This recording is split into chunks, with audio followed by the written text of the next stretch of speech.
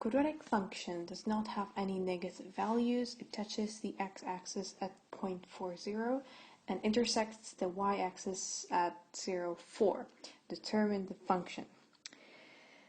We will start by drawing the graph or sketching what we know, what we are given.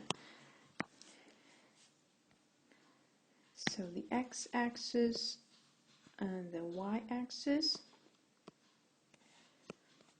origin, and we know 2 points,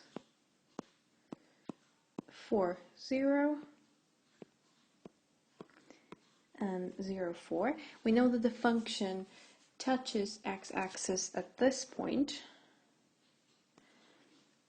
and it does not have any negative value. So when I will be drawing the function, I cannot go here. This is the region where I cannot go with the function. We know that the vertex of the function, if it's a minimum point, this will be the point of the vertex. This is what the function is roughly going to look like. Yeah, and how do we know that this is the vertex? If that point where the function touches the x-axis were somewhere else. If it was not the minimum point, I would have some part of the function which would be below x-axis. So I know that this, the minimum point,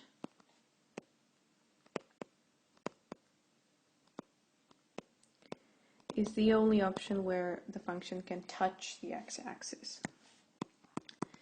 X, y. I drew the point of intersection at 0, 4, because I also know that from the question. And now determine the function. So we agreed, I hope we agreed that the vertex is the point 4, 0. And from the 3 forms we know of quadratic function, we can use the vertex form,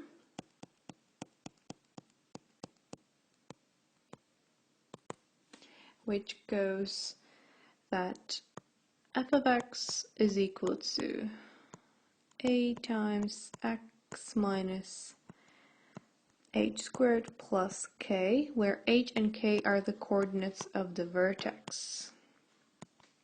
Yeah, if you don't remember these 3 forms, go back in your notes or in the book and refresh your memory.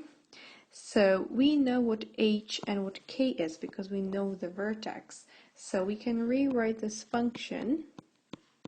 We don't know what a is, what multiple of this expression we have. So we keep a times x minus 4 squared, and k is just 0. So we don't have to write plus 0, we can leave it.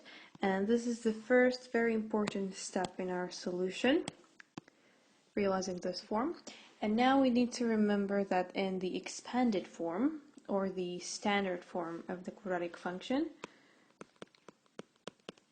which goes ax squared plus bx plus c, we know that this number, or we should know that this number represents y-intercept. So y-intercept.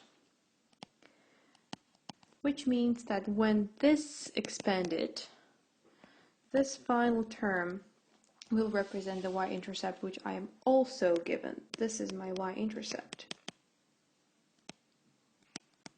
So I will expand this function. A times, I have a perfect square, so x squared minus, remember the identity, a minus b, the whole thing squared. So x squared minus 2ab, so minus 8x plus 16.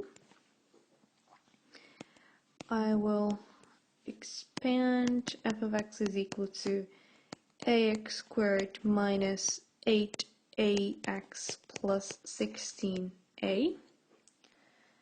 And now, this is the expanded form, and here, this number with no x represents my y-intercept. And I know that y-intercept is 0, 4. Hence, 16a is supposed to be equal to 4. So a is equal to 4 over 16, which is just 1 over 4. And that was the final variable. I did not know in my vertex form or in the standard form.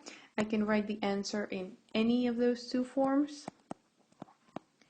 So answer, either f of x is equal to 1 over 4 times x minus 4 squared, or I can write it in the standard form, the expanded form, f of x is equal to, that's this one, so 1 over 4 x squared minus, and now I go 8 times 1 over 4 times x, so this is just 2x plus 4. So these are two equivalent forms of the same function.